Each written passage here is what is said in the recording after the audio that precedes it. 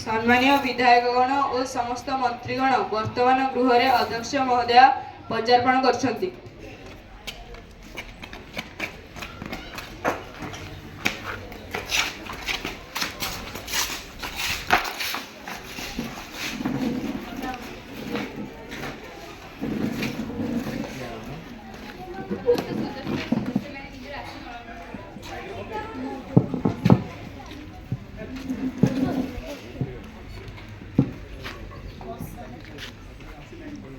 आजिर एही पवित्र स्थान में गृह कार्य आरंभ करने पूर्व मु बाचस्पति महोदय को अनुरोध करुच्ची से प्रभु गजानन निकट में प्रदीप प्रज्वलन करें।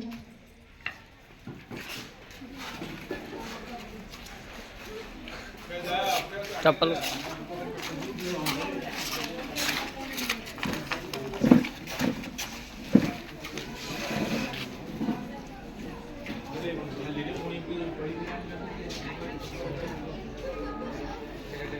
पवित्र गृह मु समस्त विधायकगण और मंत्री मान अनुरोध करुच्ची कि जातीय संगीत गान करंतु।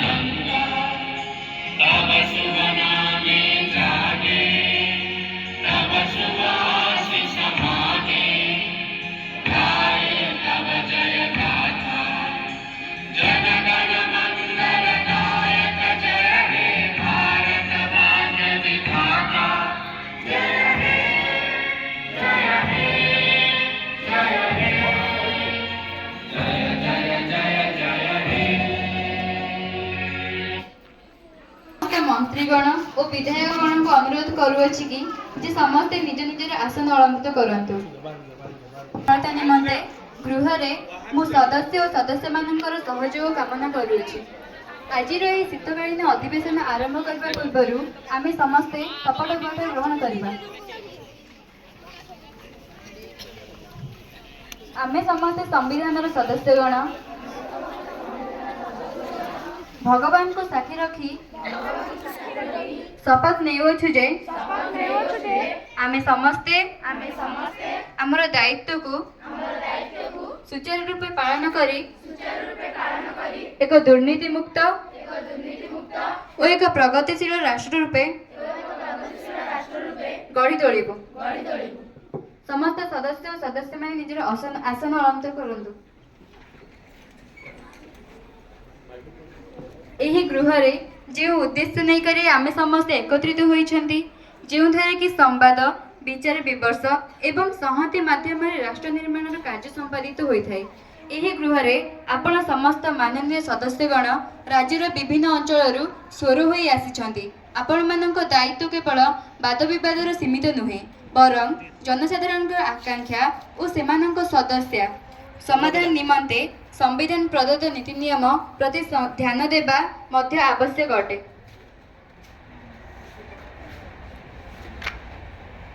गृह निमंते आजिर विषय वस्तु नारी सुरक्षा और सशक्तिकरण। आईर विधायक श्री अभिजीत दास ए संबंध में निजर प्रश्न रखंतु। मान्यवर अध्यक्ष महोदय आपण माध्यम मान्यवर मंत्री जानवा चाहे जे आम देश नारी सुरक्षा निमंते कौन कौन भित्तिभूमि सुदृढ़ करा जायछि। मान्यवर महिला शिशु कल्याण मंत्री एहार उत्तर रखंतु।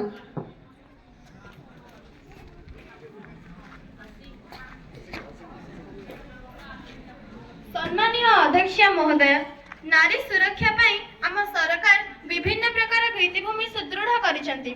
प्रथमतः कानून भित्तिभूमि गृह हिंसा और विरोधी आईन बलात्कार और यौन अपराध पाई कठोर शास्ति आईपीसी धारा 354 और 376 इत्यादि।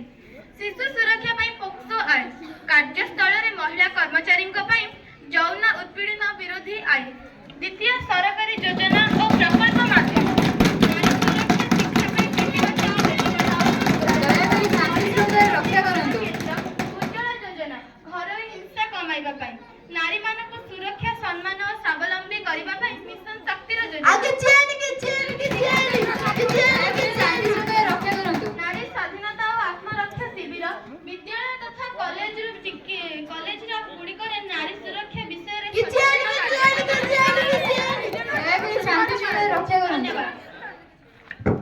ମାନ୍ୟବର ବିଧାୟକ ଭୁବନେଶ୍ୱର ସାଇ ପ୍ରସାଦ ମହାପାତ୍ର ଏ ସମ୍ବନ୍ଧରେ ନିଜର ପ୍ରଶ୍ନ ରଖନ୍ତୁ।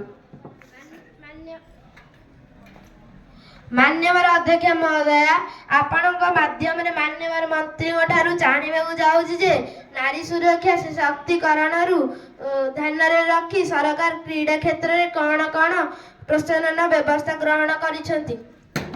ମାନ୍ୟବର କ୍ରୀଡ଼ାମନ୍ତ୍ରୀ ଏ ସମ୍ବନ୍ଧରେ ନିଜର ଉତ୍ତର ରଖନ୍ତୁ। ମାନ୍ୟବର ଅଧ୍ୟକ୍ଷ ମହୋଦୟ, ଆପଣଙ୍କ ମାଧ୍ୟମରେ ମାନ୍ୟବର ନାରୀମାନଙ୍କ ପାଇଁ ସଦସ୍ୟକୁ କହି ରଖେ ଯେ ମୋ ସରକାର ଖେଳ ଇଣ୍ଡିଆ ଯୋଜନାରେ ନାରୀମାନଙ୍କ ପାଇଁ ସୁରକ୍ଷିତ ହଷ୍ଟେଲ, ଭଲ ପ୍ରାକ୍ଟିସ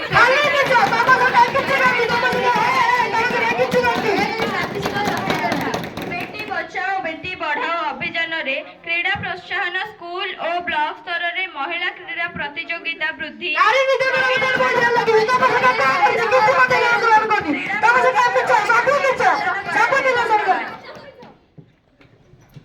ମାନ୍ୟବର ବିଧାୟିକା ଝାରସୁଗୁଡ଼ା ଶ୍ରଦ୍ଧାଞ୍ଜଳି ମହାରଣା ଏ ସମ୍ବନ୍ଧରେ ନିଜର ପ୍ରଶ୍ନ ରଖନ୍ତୁ।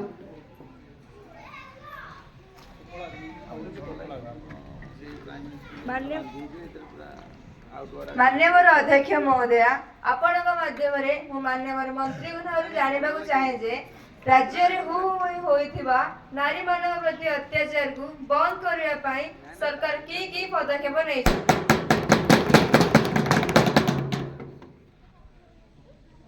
ମାନ୍ୟବର ଗୃହମନ୍ତ୍ରୀ ଏ ସମ୍ବନ୍ଧରେ ଉତ୍ତର ରଖନ୍ତୁ। ମାନ୍ୟବର ଅଧ୍ୟକ୍ଷ ମହୋଦୟ, ଆମ ସରକାର ନାରୀ ସୁରକ୍ଷା ପାଇଁ ଆଇନ ଗୁଡ଼ିକ ସଦୁପଯୋଗ କରିବା ପାଇଁ ଅନେକ ଗୁଡ଼ିଏ ପଦକ୍ଷେପ ଗ୍ରହଣ କରିଛନ୍ତି, ଯଥା ମହିଳାଙ୍କ ସାମ୍ପ୍ରତିକ ମାମଲାରେ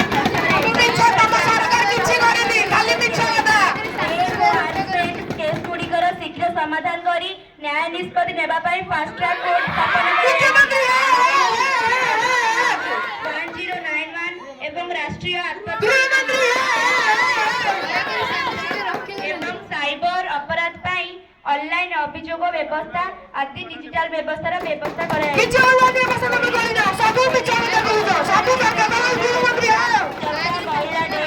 ମହିଳା ପୋଲିସ ଥାନା, ସହରମାନଙ୍କରେ ମହିଳା ପେଟ୍ରୋଲିଂ ଟିମ୍ ଏବଂ ଆଣ୍ଟି ହ୍ୟୁମାନ୍ ଟ୍ରାଫିକିଂ ୟୁନିଟ୍ ଆଦି ସ୍ଥାପନ କରାଯାଇଛି। ନିର୍ଭୟା ଫଣ୍ଡ ମାଧ୍ୟମରେ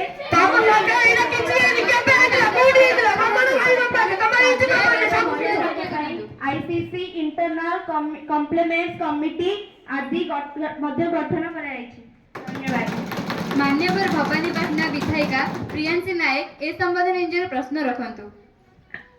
ମାନ୍ୟବର ବାଚସ୍ପତି ମହୋଦୟ, ମୁଁ ଆପଣଙ୍କ ମାଧ୍ୟମରେ ମାନ୍ୟବର ମନ୍ତ୍ରୀଙ୍କ ଠାରୁ ଜାଣିବାକୁ ଚାହୁଁଛି ଯେ ଗତ 2 ଦିନ ତଳେ ଓଡ଼ିଶା ସଙ୍ଗୀତ ମହାବିଦ୍ୟାଳୟର ଛାତ୍ରୀମାନଙ୍କ ପ୍ରତି ଯେଉଁ ଯୌନ ଉତ୍ପୀଡ଼ନ ହେବାର ନଜର ଆସିଛି, ସରକାରଙ୍କ ତରଫରୁ କ'ଣ ଦାୟିତ୍ୱ ଦିଆଯାଇଛି। ମାନ୍ୟବର ସଂସ୍କୃତି ପର୍ଯ୍ୟଟକ ମନ୍ତ୍ରୀ ଏ ସମ୍ବନ୍ଧରେ ନିଜର ଉତ୍ତର ରଖନ୍ତୁ। ମାନ୍ୟବର ଅଧ୍ୟକ୍ଷ ମହୋଦୟ, ମୁଁ ଆପଣଙ୍କ ମାଧ୍ୟମରେ ମାନ୍ୟବର ସଦସ୍ୟଙ୍କୁ ଜଣାଇବାକୁ ଚାହେଁ, ଖଜୁରୀ ଗଛର କି ଗୁଣ ଗାଇବି ମୂଳରୁ ପାହାଚ ପାହାଚ। ମୋର ବନ୍ଧୁ ପୂର୍ବ ସରକାରରେ ମନ୍ତ୍ରୀ